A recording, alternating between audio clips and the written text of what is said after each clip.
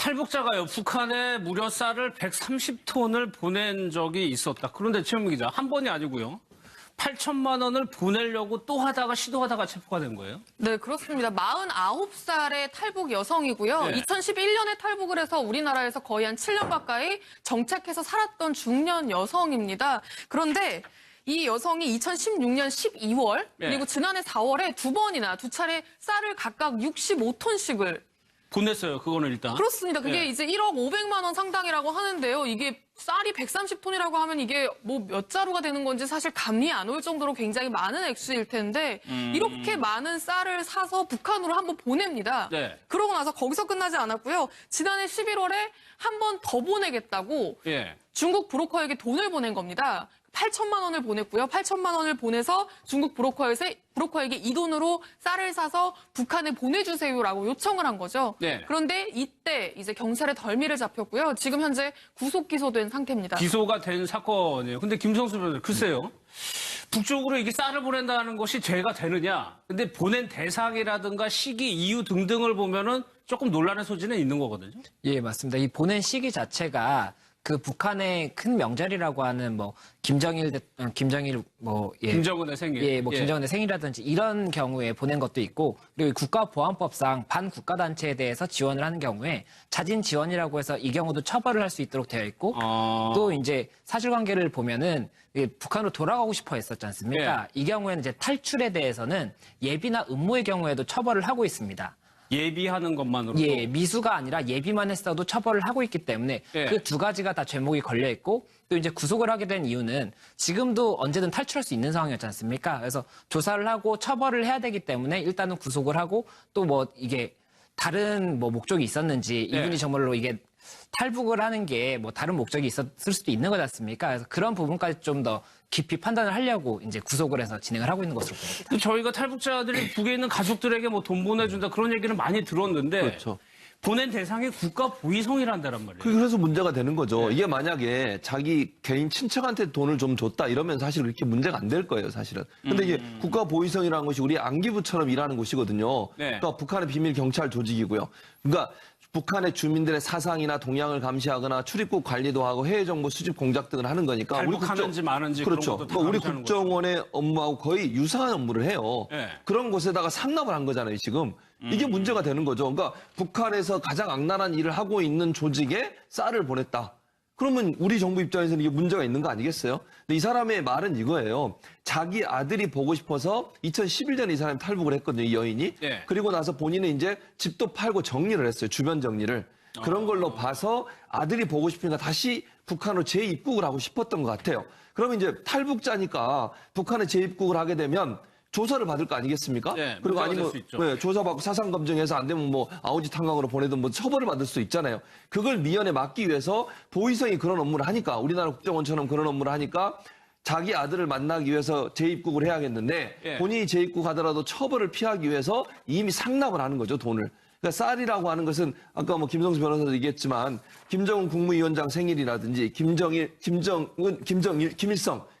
김정일 생일이 또 중요한 북한에서는 명절이잖아요. 그날 쌀도 나눠줘야 되는데 지금 아시는 것처럼 제재 때문에 상당히 어려움이 있기 때문에 보위성에서는 그걸 요구했을 가능성도 있다. 그럼 이 여인은 재입국에서 본인이 처벌받지 않기 위해서 상납 형식으로 보위성에 보냈을 가능성이 있고, 보위성은 그 쌀을 가지고 김정은이든 아니면 국가에 헌납을 하면서 본인들의 활동에 대한 실적을 쌓을 목적으로 받았을 가능성도 있다, 이렇게 보여집니다.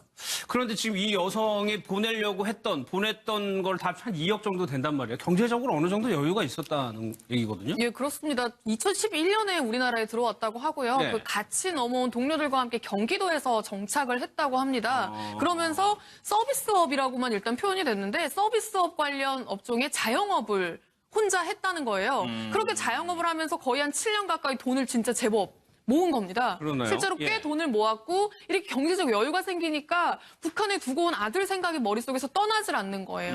그 자기가 떠나올 2011년도에 아들이 10대 초반이었거든요. 그러니까 지금 이제 아마 10대 후반 정도가 됐을 텐데 그 아들이 너무 보고 싶어지는 겁니다. 자신은 이제 먹고 살기 편해졌으니까. 그래서 이제 계속 그 중국 브로커들을 통해서 아들하고 핸드폰으로도 연락을 좀 해보고 보고 싶다고 이제 메시지도 전해보고 하는데 그러면 그럴수록 이제 보고 싶은 마음이 더 커지는 거죠. 예. 그래서 실제로 다시 내가 돌아가야겠다라고 마음을 먹고 실제로 돌아가서 아들하고 행복하게 보내려면 자신이 탈북한 것에 대해서 어떤 그 제재를 처벌을 받지 않아야 하는데 그러겠죠. 이제 그게 당연히 너무 눈에 뻔히 보이니까 예. 이제 브로커를 통해서 국가 보위성에 접촉을 하고 내가 어떻게 하면 좀 북한으로 돌아갔을 때 처벌을 안 받겠느냐라고 해서 실제로 2억 가까운 돈을 중국에 보내서 중국에서 그걸 쌀로 바꿔가지고 보내는 그런 예. 과정을 이제 거쳤던 걸로 이제 경찰은 보고 있는데요. 실제로 이제 최근에 검찰에 검거되고 나서 경찰이 확인해 보니까 자기 살고 있던 집까지 북한으로 가려고 다 처분해서 정리를 다 해놓은 상태였다고 합니다. 그러면 일단 네. 기소를 한 거예요. 판결은 아직 안 나왔는데. 북한으로 돌아가겠다고 의지가 있는 사람을 일정 기간 가둬놓는다고 한들 다시 나오면 다시 올라갈 생각을 하지 않을까요? 그럴 가능성이 매우 높아 보입니다. 지금 최은무 기자님께서 말씀을 하신 대로 이 탈북자가 2011년에 와가지고 정착을 해가지고 지금 현재 2018년까지 계신 건데 지원을 북에 보내려고 했던 금액 자체가 거의 2억 원입니다. 네. 그리고 2011년에는 막 탈북했을 때니까 정착하고 자립하는 데 시간이 좀 걸렸을 것으로 보이고요. 그렇다고 보면 거의 한 6년 만에 돈을 거의 2억 원 이상을 벌었다라고 하는 것인데 그만큼 굉장한 수입이 있는데도 불구하고 우리나라 대한민국을 버리고 탈북을 하겠다라고 하는 것은 북으로 가겠다라고 하는 강한 의지가 있다라고 보이는 것이고요. 예. 그 동기에 있어서는 이 탈북할 때 놓고 온 이제 10대 초반, 당시에 이제 10대 초반이었다라고 하는데 그 아들을 너무너무 보고 싶었다라고 이야기를 하고 있기 때문에 그러한 동기 자체가 강력하다라고 한다면 지금 현재 우리나라에서 뭐 형사적으로 재판을 받아가지고 징역형을 살고 난 다음에는 네. 다시 출국해서 재입국할 가능성이 매우 높아 보입니다. 물론 지금까지 나온 기사로는 뭐 좀 미심쩍은 부분도 있어. 국가보위성이라는 데가 너 충성맹세가 필요하니 쌀을 보내라. 그걸 확인하기 위해서 그런 것도 글쎄요 조금 확인해봐야 그렇죠. 되는 약간 부분이긴 확인이 필요한 부분인 것 같아요. 네. 그것도 좀 이상하잖아요. 그 말이 안 되는 거죠, 사실은. 그러나 만약에 이제 북한이 워낙 힘들어서 네. 정말로 경제적으로 압박을 받아서 쌀이 필요해서 그런 요구를 했을 가능성이 있죠. 왜냐하면 이 여성이 직접 먼저 제가 볼 때는 접촉을 시도한 것 같아요. 어떤 형태로든가. 보위성이 먼저 여성한테 온 건 아닌 것 같고 여성이 들어가야 되겠는데 본인이 들어가 처벌을 받지 않을 수 있는 방법을 찾다가 예. 결국은 보위성의 누군가를 통해서 예를 들면 뭐 접촉을 했을 가능성이 있죠. 브로커가 중간에 끼는 중간에 거니까. 끼었으니까 중국의 예. 브로커가. 그렇다고 하면 보위성 측에서 누가 얘기했는지 확인이 안 되잖아요. 지금 고급 간부일 수도 있고 아니면 그냥 밑에 있는 사람이 될 수도 있지 않겠어요? 그건 뭐 모르는 쌀을 거죠. 중간에 뭐 가르칠 수도 있는 그렇죠. 거죠. 그럴 가능성도 있고. 그러니까 충분히 네. 그거는 이제 지금 말씀하신 것처럼 정말 이게 북한의 보위성이라는 곳으로 갔는지 아니면 중간에 누가 가로챘는지 아무도 모르는 일이에요. 그러나 이 여인 입장에서는 어쨌든 탈북자 입장에서는 어쨌든 본인이 들어가서 처벌을 받지 않고 아들과 잘 살기 위해서는 뭔가 수단이 필요했고 예. 그 방법으로 결국 쌀을 보낸 것인데 쌀을 보낸 것도 이유가 있어요. 왜냐하면 유엔 제재 대상에 쌀은 들어있지 않아요. 그렇죠. 그러니까 예. 사실은 유엔 제재를 피하면서 보낼 수 있는 방법은 쌀이 가장 유용했던 거죠. 현금 같은 경우는 추적이 가능하잖아요. 그리고 현금은 보낼 수 없도록 돼 있단 말이죠, 지금. 그런데 쌀 같은 경우에는 유엔 제재 대상이 아니기 때문에 이걸 쌀로 바꿔서 그러니까 예. 소위 얘기하면 쌀 세탁을 한 거죠. 돈을 중국에 보내고 중국에 쌀을 사서 쌀을 보내는 방법으로 이렇게 보낸 걸 보면 주도 면밀하게 본인의 처벌을 좀 안 받기 위한 방안으로 선택한 길이 아니었나 이런 생각이 듭니다. 알겠습니다. 다음 내용은요. 이윤택 씨 오늘 기자회견을 했는데 영상부터 좀 이 여인이 예. 그리고 나서 본인은 이제 집도 팔고 정리를 했어요. 주변 정리를. 그런 걸로 봐서 아들이 보고 싶으니까 다시 북한으로 재입국을 하고 싶었던 것 같아요. 그러면 이제 탈북자니까 북한에 재입국을 하게 되면 조사를 받을 거 아니겠습니까? 네, 그리고 문제가 아니면 될수 있죠. 네, 조사받고 사상 검증해서 안 되면 뭐 아우지 탄광으로 보내든 뭐 처벌을 받을 수 있잖아요. 그걸 미연에 막기 위해서 보위성이 그런 업무를 하니까 우리나라 국정원처럼 그런 업무를 하니까 자기 아들을 만나기 위해서 재입국을 해야겠는데 예. 본인이 재입국하더라도 처벌을 피하기 위해서 이미 상납을 하는 거죠, 돈을. 그러니까 쌀이라고 하는 것은 아까 뭐 김성수 변호사도 얘기했지만 김정은 국무위원장 생일이라든지 김일성,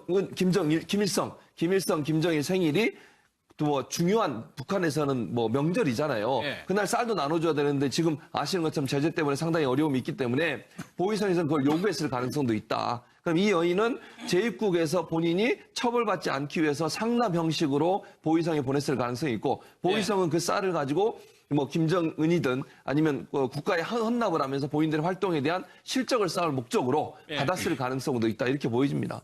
그런데 지금 이 여성이 보냈던 걸 다 한 2억 정도 된단 말이에요. 경제적으로 어느 정도 여유가 있었다는 얘기거든요. 예, 그렇습니다. 2011년에 우리나라에 들어왔다고 하고요. 네. 그 같이 넘어온 동료들과 함께 경기도에서 정착을 했다고 합니다. 그러면서 서비스업이라고만 일단 표현이 됐는데 서비스업 관련 업종의 자영업을 혼자 했다는 거예요. 그렇게 자영업을 하면서 거의 한 7년 가까이 돈을 진짜 제법 모은 겁니다. 그러네요. 실제로 꽤 예. 돈을 모았고 이렇게 경제적 여유가 생기니까 북한에 두고 온 아들 생각이 머릿속에서 떠나질 않는 거예요. 그 자기가 떠나올 2011년도에 아들이 10대 초반이었거든요. 그러니까 지금 이제 아마 10대 후반 정도가 됐을 텐데 네. 그 아들이 너무 보고 싶어지는 겁니다. 자신은 이제 먹고 살기 편해졌으니까. 예.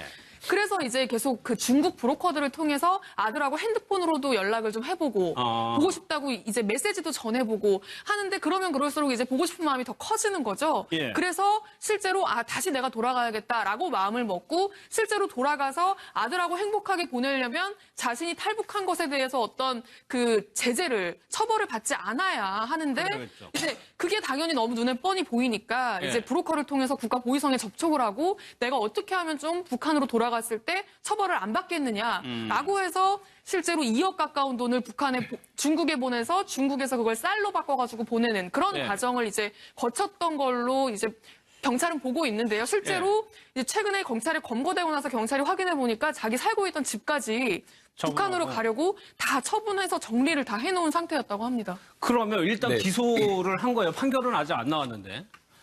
북한으로 돌아가겠다고 의지가 있는 사람을 일정 기간 가둬놓는다고 한들 다시 나오면 다시 올라갈 생각을 반국가 단체에 대해서 지원을 하는 경우에 자진 지원이라고 해서 이 경우도 처벌을 할 수 있도록 되어 있고 또 이제 사실관계를 보면은 북한으로 돌아가고 싶어 했었지 않습니까? 이 경우에는 이제 탈출에 대해서는 예비나 음모의 경우에도 처벌을 하고 있습니다.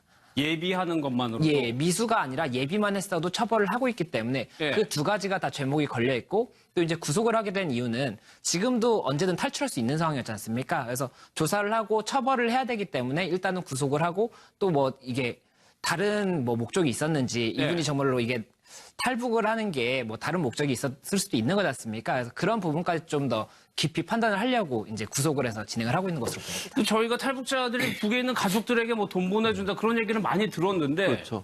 보낸 대상이 국가 보위성이란다란 말이에요. 그래서 문제가 되는 거죠. 이게 만약에 자기 개인 친척한테 돈을 좀 줬다 이러면 사실 그렇게 문제가 안 될 거예요, 사실은. 근데 이게 국가 보위성이라는 것이 우리 안기부처럼 일하는 곳이거든요. 네. 그러니까 북한의 비밀 경찰 조직이고요.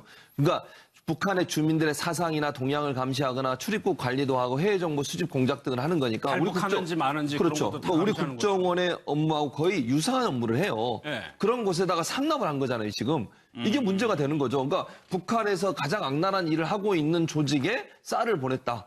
그러면 우리 정부 입장에서는 이게 문제가 있는 거 아니겠어요? 근데 이 사람의 말은 이거예요. 자기 아들이 보고 싶어서 2011년에 이 사람이 탈북을 했거든요. 그렇지 않을까요? 그럴 가능성이 매우 높아 보입니다. 지금 최은무 기자님께서 말씀을 하신 대로 이 탈북자가 2011년에 와가지고 정착을 해가지고 지금 현재 2018년까지 계신 건데 지원을 북에 보내려고 했던 금액 자체가 거의 2억 원입니다. 네. 그럼 2011년에는 막 탈북했을 때니까 정착하고 자립하는 데 시간이 좀 걸렸을 것으로 보이고요. 그렇다고 보면 거의 한 6년 만에 돈을 거의 2억 원 이상을 벌었다라고 하는 것인데 그만큼 굉장한 수입이 있는데도 불구하고 우리나라 대한민국을 버리고 탈북을 하겠다라고 하는 것은 북으로 가겠다라고 하는 강한 의지가 있다라고 보이는 것이고요. 예. 그 동기에 있어서는 이 탈북할 때 놓고 온 이제 10대 초반, 당시에 이제 10대 초반이었다라고 하는데 그 아들을 너무너무 보고 싶었다라고 이야기를 하고 있기 때문에 그러한 동기 자체가 강력하다라고 한다면 지금 현재 우리나라에서 뭐 형사적으로 재판을 받아가지고 징역형을 살고 난 다음에는 네. 다시 출국해서 재입국할 가능성이 매우 높아 보입니다. 물론 지금까지 나온 기사로는 뭐 좀 미심쩍은 부분도 있어. 국가 보위성이라는 데가 너 충성 맹세가 필요하니 쌀을 보내라. 그걸 확인하기 위해서 그런 것도 글쎄요 조금 확인해봐야 그렇죠. 되는 약간 부분이긴 예, 하고. 확인이 필요한 부분인 것 같아요. 그것도 좀 이상하잖아요. 이거 말이 안 되는 거죠, 사실은. 그러나 만약에 이제 북한이 워낙 힘들어서 예. 정말로 경제적으로 압박을 받아서 쌀이 필요해서 그런 요구를 했을 가능성이 있죠. 왜냐하면 이 여성이 직접 먼저 제가 볼 때는 접촉을 시도한 것 같아요. 어떤 형태로든가 보위성이 먼저 여성한테 온 건 아닌 것 같고 여성이 탈북자가요, 북한에 무려 쌀을 130톤을 보낸 적이 있었다. 그런데 최현무 기자, 한 번이 아니고요. 8천만 원을 보내려고 또 하다가 시도하다가 체포가 된 거예요? 네, 그렇습니다. 49살의 탈북 여성이고요. 네. 2011년에 탈북을 해서 우리나라에서 거의 한 7년 가까이 정착해서 살았던 중년 여성입니다. 그런데 이 여성이 2016년 12월 네. 그리고 지난해 4월에 두 차례 쌀을 각각 65톤씩을 보냈어요. 그거는 일단. 그렇습니다. 그게 네. 이제 1억 500만 원 상당이라고 하는데요. 이게 쌀이 130톤이라고 하면 이게 뭐 몇 자루가 되는 건지 사실 감이 안 올 정도로 굉장히 많은 액수일 텐데 이렇게 많은 쌀을 사서 북한으로 한번 보냅니다. 네. 그러고 나서 거기서 끝나지 않았고요. 지난해 11월에 한 번 더 보내겠다고 예. 중국 브로커에게 돈을 보낸 겁니다. 8천만 원을 보냈고요. 8천만 원을 보내서 중국 브로커에게 이 돈으로 쌀을 사서 북한에 보내주세요라고 요청을 한 거죠. 네. 그런데 이때 이제 경찰의 덜미를 잡혔고요. 지금 현재 구속 기소된 상태입니다. 기소가 된 사건이에요. 근데 김성수 변호사, 글쎄요. 북쪽으로 이게 쌀을 보낸다는 것이 죄가 되느냐. 근데 보낸 대상이라든가 시기, 이유 등등을 보면은 조금 논란의 소지는 있는 거거든요. 예, 맞습니다. 이 보낸 시기 자체가 그 북한의 큰 명절이라고 하는 뭐 김정은의 생일. 김정은의 생일. 김정은의 생일이라든지 이런 경우에 보낸 것도 있고 그리고 국가보안법상